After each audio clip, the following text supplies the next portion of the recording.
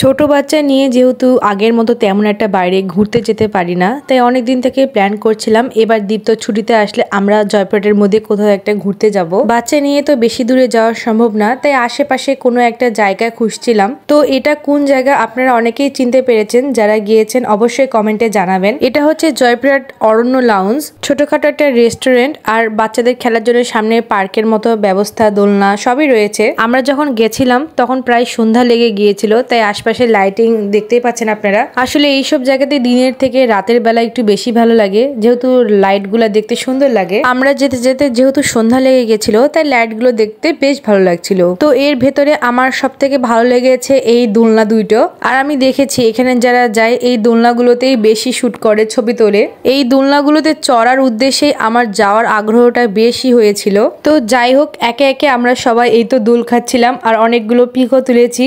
বেশ ভালোই লাগছিল দোল খেতে। আর সত্যি বলতে আমার না এই দোলনাগুলো থেকে উঠতে ইচ্ছা করছিল না, কিন্তু কি করব, কিছু করার নেই, একটু পর তো উঠতেই হবে। তারপরেও বেশ অনেকক্ষণই দোল খেয়েছি, এই তো দোল খেতেই আছি। এদিকে দিঘিও বেশ অনেকক্ষণই দোল খেয়েছে, ছবি তুলেছে আর এমন একটা ভাব নিচ্ছে, বাপরে বাপ। তো যাই হোক, এসব লাইট টাইট আমার ছেলে না দেখে ও একা একা নিজের মতো করে ঘুমিয়ে গেছে। আসলে আমার ছেলে বাড়িতে সবসময় জেগে থাকে, বিরক্ত করে, কিন্তু বাইরে ঘুরতে নিয়ে গেলে সে ভীষণ শান্ত ভদ্র ছেলে। রাস্তায় যেতে যেতে ঘুমিয়ে গেছিল, এখনো উঠছে না। তারপরেও দীপ্ত একটু ওকেই তো দোলনায় বসিয়ে দিয়েছে, বেশ ভালো লাগছিল দেখতে বাবুকে।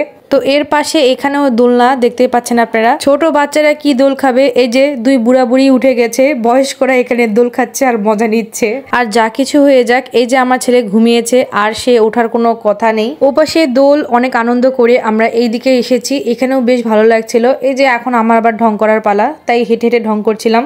আমি অনেকগুলো ঢং করেছি, ঢঙের ভিডিওগুলো পরবর্তীতে আপলোড করব। আর এদিকে আমার বাবু উঠে গেছে হট করে। আর এখানে বসার জায়গা আছে, আমরা বসে এই তো মেনু কার্ড দেখছিলাম। আসলে খাবার অর্ডার দিতে হবে, অনেকক্ষণ এসেছি। তবে এখানে আমার বাবুর এতটা গরম লাগছিল, ও আবার গরম সহ্য করতে পারে না, তাই আমরা ভেতরে বসেছি। আর যেখানেই যাই এই তো মায়ের দায়িত্ব তো পালন করতেই হবে। বাবুর খিদা পেয়েছিল, তাই ওকে একটু খাইয়ে দিচ্ছিলাম। মায়ের দায়িত্ব মানে তো বিশাল দায়িত্ব, যেখানেই যাই আগে আমাকে বাবুর খাওয়ার চিন্তাটাই করতে হয়। যাই হোক, তারপরে আমাদের অর্ডার এই তো পিৎজা চলে এসেছে। এটা ছিল চিকেন পিৎজা। এই তো দীপ্ত সবাইকে সার্ভ করছিল। যেহেতু আগের মতো আর বাইরে যাওয়া হয় না, এসব খাওয়াও হয় না, অনেকদিন পরই প্রায় এই পিৎজাটা আমরা ট্রাই করেছিলাম। আর খাবারের মান সত্যি বলতে ছিল মোটামুটি, খুব একটা খারাপ না। যাই হোক, এদিকে এরা খাওয়া শুরু করে দিয়েছে আর আমি ওই তো বাবুকেই খাওয়াচ্ছি, ওর খাওয়া হয়নি। এরপর খাবার খাওয়া শেষে আমরা এই তো রেস্টুরেন্ট থেকে বাইরে বের হবো। আর বাইরে এরকম একটা সুন্দর, আপনারা এর পাশেও বসতে পারেন। আসলে এই জায়গাটা খুব বেশি বড় না, ছোট জায়গার মধ্যেই খুব সুন্দর করে সাজিয়েছে, বেশ ভালো লেগেছে আমার। যেহেতু রাতও হয়ে গেছিল, তাই আর বেশি দেরি করিনি, আমরা এখন বেরিয়ে যাব এখান থেকে। তবে সত্যি আমরা এই অল্প সময়ে অনেক মজা করেছি। টাটা।